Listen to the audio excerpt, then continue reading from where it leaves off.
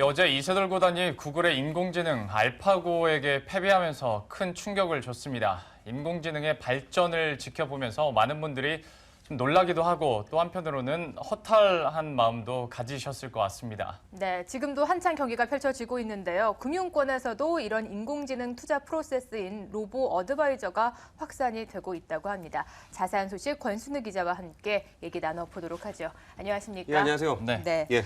이제 정말 로봇이 우리 생활에 성큼성큼 다가오고 있는 것 같은데요. 왜 그 얘기를 하니까 이렇게 마음이 허하죠? 좀 영화에서만 보던 일이 현실에 좀 다가오고 있습니다. 요즘 최근에 로보 어드바이저라는 말을 좀 자주 듣게 되는데 어떤 서비스인지부터 좀 체크해 주시죠. 예, 저도 어제 그 이세돌 구단의 경기를 보면서 이제 금융권 분들하고 이런저런 얘기를 나눴었는데 그때 그 알파고의 지시를 받아서 이렇게 바둑알을 두시던 그 아자왕 씨의 역할밖에 인간이 할 일이 남지 않았느냐 뭐 이런 좀 아쉬운 얘기를 하면서도 금융권은 요새 좀 로보 어드바이저 열풍으로 굉장히 많은 관심을 받고 있습니다. 최근 하나은행이 ISA 출시를 앞두고 로보 어드바이저 서비스인 사이버 PB를 출시를 했습니다. 그래서 오늘 제가 아까 전에 그 하나은행을 방문을 해서 좀 사이버 PB 서비스를 한번 이용해 봤습니다. 먼저 그 연령대나 예상 수입, 뭐 이렇게 투자 기간, 뭐 투자 경험, 뭐 그런 부분 8가지 항문을 좀 문항을 조사를 하고 나면은 얼마나 위험을 감수할 수 있는지를 가지고 10단계로 구분이 됩니다. 단계가 낮을수록 위험을 선호하지 않는 사람들이고 이제 등급이 높을수록 고위험을 선호하는 분들입니다. 그리고서 이제 사이버 PB는 투자 목적을 확인하고 나면 그 목적에 맞춰서 수익률과 기대 수익률과 위험률이 이렇게 나오게 됩니다.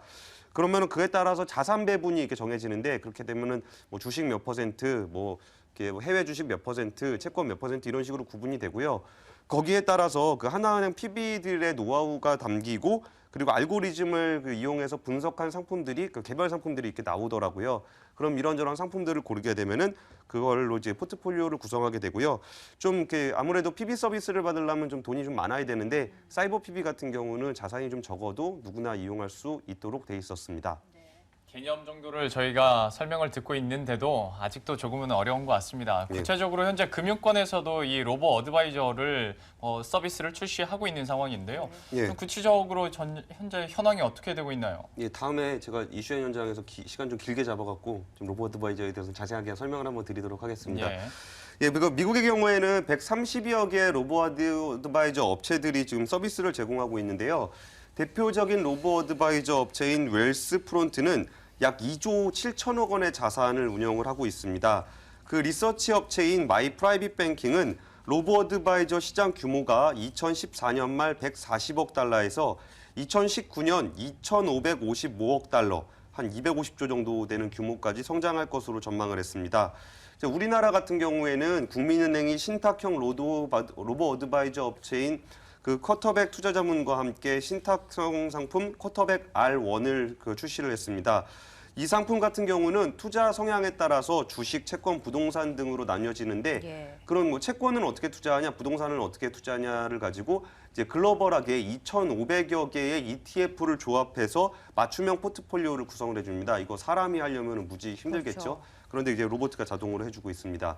그리고 우리은행 같은 경우는 그 ISA가 출시가 되는 날 3월 14일에 그 파운트라는 로보 어드바이저 업체와 손을 잡고 이제 로보 어드바이저 서비스를 선보일 예정인데요. 이 서비스는 이거 인터넷 뱅킹이나 모바일 뱅킹, 그 모바일 위비뱅크를 통해서도 체험해 보실 수 있으니까 이제 모바일로 로보 어드바이저 서비스가 출시되는 것은 처음입니다. 그 로보 어드바이저의 장점은 비용이 저렴하고 시간과 공간의 제약이 없다는 건데 우리나라는 금융 규제상 모바일로 온라인으로 금융상품을 구매할 수 없는 것들이 많기 때문에 직접 온라인에서 로보 어드바이저 상품을 구매하는 것은 불가능한 상황입니다. 네, 우리나라에서는 아직 현실화가 되기에는 역부족으로 보입니다. 투자에 좀 강점이 있는 증권 업계에서도 로봇이 많이 활용이 되고 있다라고 하는데 투자에 있어서 사람의 욕심이 개입하게 되면 또 큰 손실을 볼 수 있어서 좀 장점이 될 수 있을 것 같거든요. 예, 그런 점도 좋고요. 또 돈이 별로 없으면 사람을 만날 수가 없습니다. 그렇죠.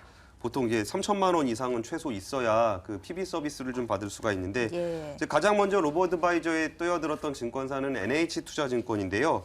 그 코덱스 200 등 ETF에 투자하는 QV 로보 어카운트를 테스트 버전을 거쳐서 지난 2일 출시를 했습니다. 상용화를 했습니다.